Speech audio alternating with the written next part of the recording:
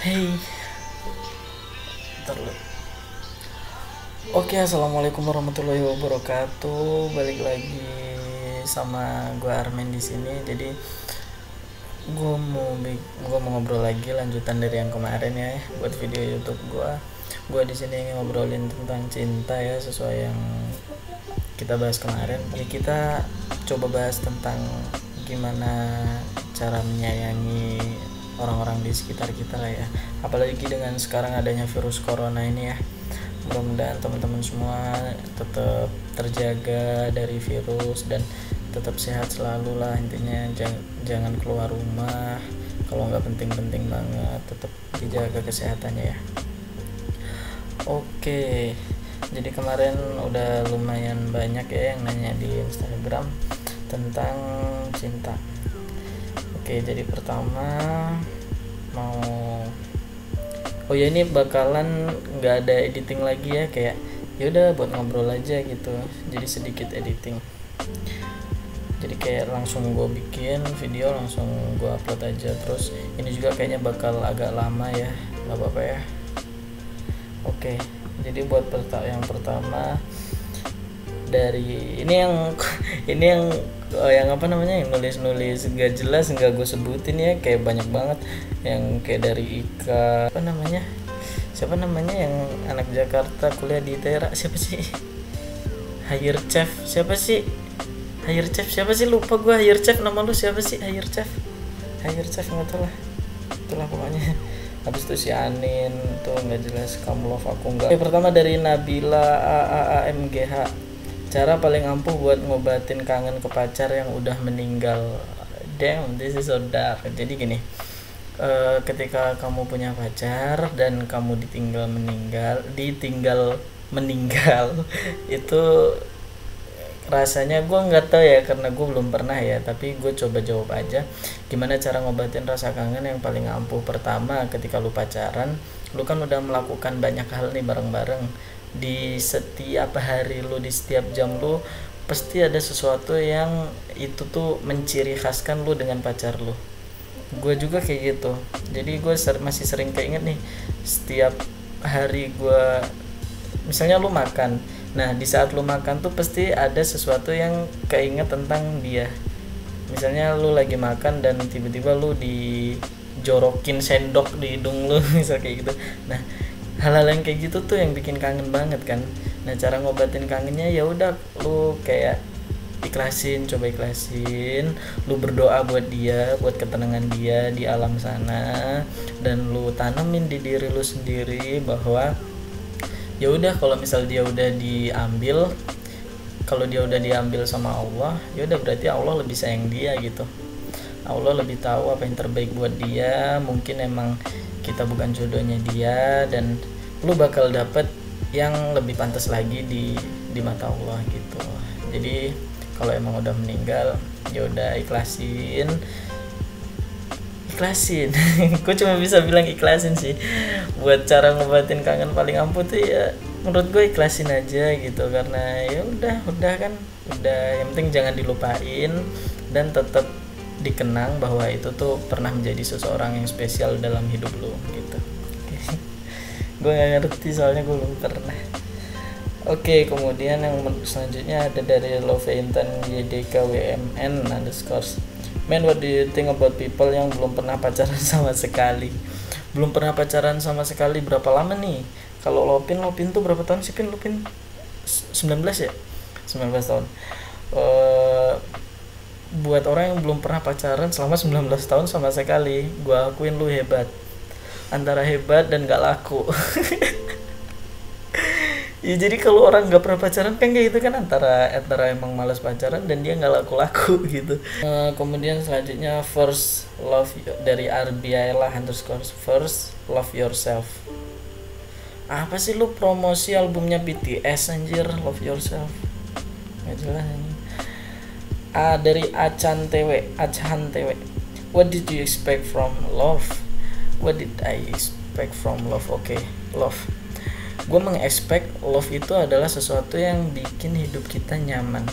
Di hidup ini selain kita nyari sesuatu buat hidup, seperti yang gue obrolin kemarin ke kalian, kita juga perlu kenyamanan, bos. Jadi kalau hidup lu nggak nyaman, lu pasti kayak stres. Lu bisa stres, lu bisa kena mental illness, dan lu bisa yang lain-lain. Jadi love itu sangat berperan penting buat kenyamanan. Ini setiap orang berbeda-beda ya. Kalau ini bener-bener setiap orang berbeda-beda. Cuman kalau buat diri gue sendiri, karena lu nanya what I expect, buat gue cinta itu bener-bener berpengaruh buat kenyamanan. Karena ketika lu punya cinta, lu punya seseorang di samping lu yang selalu support lu. Misal lu pulang kerja nih, lu balik kerja, lu balik kuliah, kalau lagi capek dan ada orang yang di samping lu yang support lu, misal dia mijitin atau dia ngasih kata-kata apa gitu, terus nge-support ngasih apa gitu, itu bener-bener bikin semua rasa capek itu hilang gitu. Nah, yang gue expect dari love tuh yang kayak gitu, kayak yang jadi support system banget gitu loh buat kita menjalani hidup gitu. Jadi nggak ada tuh love yang kayak berantem gara-gara selingkuh dan lain-lain. Nggak, bukan love yang kayak gitu, tapi love yang benar-benar bisa jadi support system gitu kalau buat gue. Oke, selanjutnya dari apa sih, dari Juwita F, love tuh apa ya? Oke, love tuh apa ya? Love itu artinya cinta dalam bahasa Indonesia. Dah, itu yang gue jawab.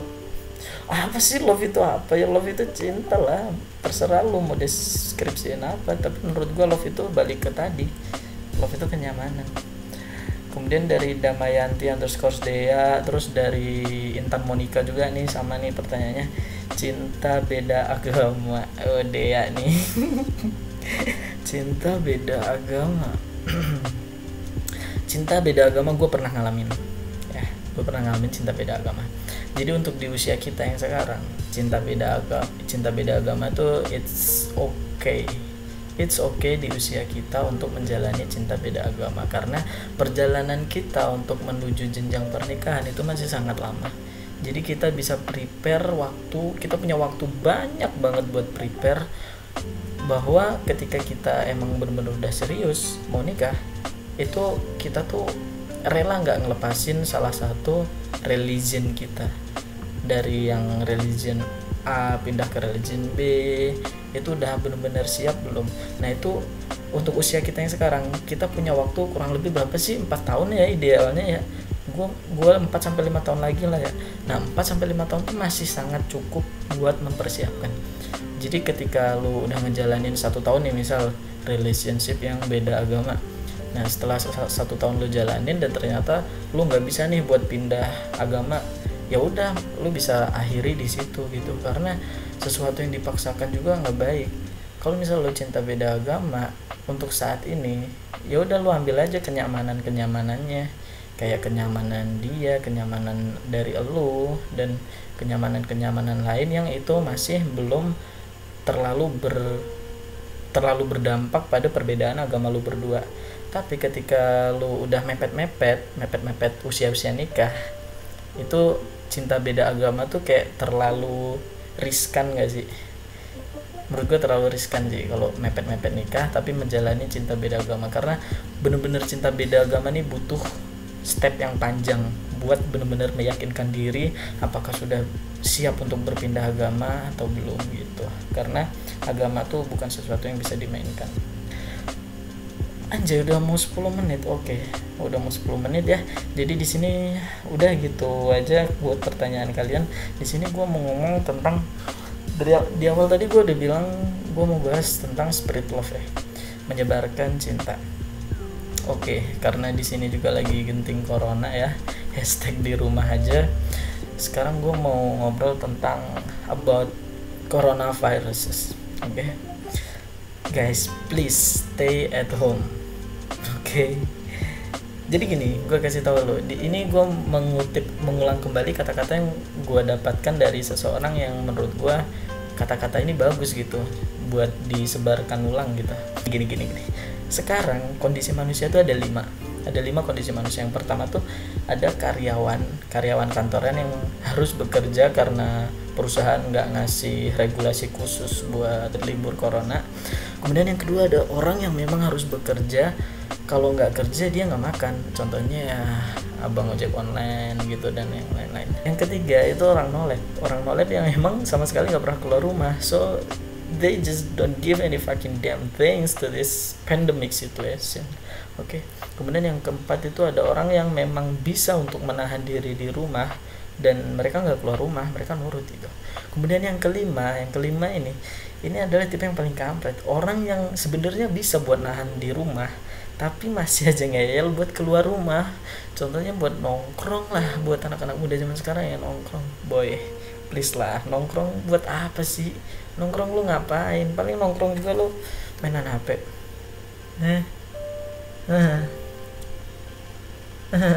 Paling lu nongkrong kayak gitu juga. Apa ngegosip cewek? Jangan keluar lah. Di situasi yang kayak gini, ketika lu keluar, lu bakal jadi sampah. Lu malah membawa dampak taka bagi orang lain gitu. Jangan sok penting gue harus keluar, nggak penting. Sekarang yang paling penting itu lu di rumah, nah itu malah lu jadi penting gitu. Oke, jadi buat info, sebentar lagi bakal ada rapid test ya di Indonesia. Sebentar lagi bakal ada rapid test dan bakal melonjak tuh angkanya, angka yang positif corona kan bakal melonjak naik. But don't be panic, jangan panik, itu malah bagus gitu karena datanya keupdate. Nah, pas kayak gini lah self quarantine itu penting. Jadi misal nih gue kasih satu contoh kondisi ya. Jadi setelah rapid test nih di Indonesia, setelah rapid test semua jebret dites kan. Misal ada data masuk positif corona tuh 3.000 gitu, 3.000 orang. Ya udah 3.000 orang tuh positif, ya udah mereka dikarantina gitu dan masalah corona di Indonesia selesai gitu loh. Tapi yang jadi masalah adalah ketika kalian jadi tipe kampret yang nomor 5 tadi, yang ngeyel.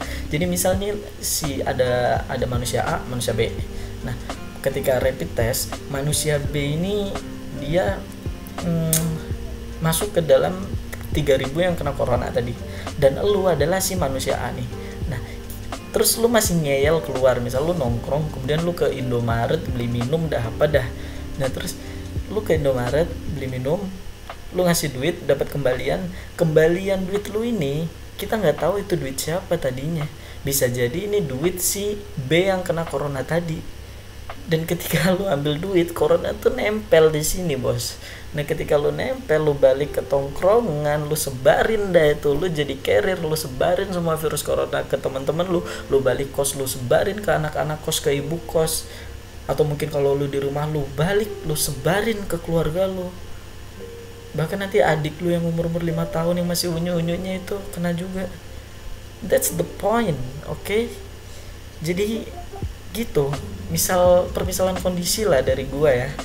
Jadi that's why penting banget gitu loh buat self quarantine selama pandemic situation ini lah pokoknya. Ikutin aja lah kata para ahli, sayangi diri kalian, sayangi orang sekitar, harus respect lah. Lo orang tuh harus respect boy sama dokter-dokter yang ada di garis depan gitu.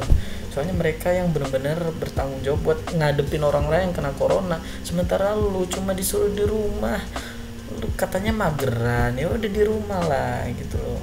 Ini dikasih space nih, dikasih stage buat lu buat mager-mageran tanpa ada yang melarang, bahkan itu diperintahkan. Dan lu malah dengan kampretnya so asik keluar nongkrong gitu. Itu sih himbauan dari gue ya. Gue pribadi gue udah lama banget di kos, udah 2 minggu gue gak keluar kos. Dan lebaran aja gue gak balik kayaknya kan. Karena apa ya, karena gue sayang keluarga gue yang di Lampung. Mungkin pas gue balik di bis gue kena atau gimana gitu, gak apa-apa lah, ditahan dulu kalau mau kemana-mana ya. So kita cuma bisa bantu di rumah dan gak menjadi carrier gitu aja sih. Jadi buat orang-orang yang emang harus keluar rumah buat kerja, kalau nggak gitu nggak makan, sabar. Buat teman-teman gue yang gojek juga sabar, berdoa, let the government solve this problem, okay? Because this is not your responsibility, this is the government's responsibility. Now is the time for you, Indonesian government, be serious to face this pandemic situation. For you and me, for us, let's stay home. Let's stay home. Make the doctor's job easier. They are fighting in front of us, and stop nongkrong, okay? Cuy, stop nongkrong boy. Biar situasi ini cepat berakhir, biar kita bisa normal lagi. bisa melakukan daily activity lagi, kayak bisa kuliah lagi, bisa kerja lagi, bisa cari nafkah lagi, dan tentunya bisa nongkrong normal lagi. Itu sih dari gue. Oke, terima kasih. Itu sedikit bacotan dari gue tentang coronavirus sekarang ya. Udah segitu aja dari gue. Terima kasih. Dan kayaknya udahannya gue bikin videonya, gue mau nugas aja. Yaudah, thank you and assalamualaikum warahmatullahi wabarakatuh. Bye.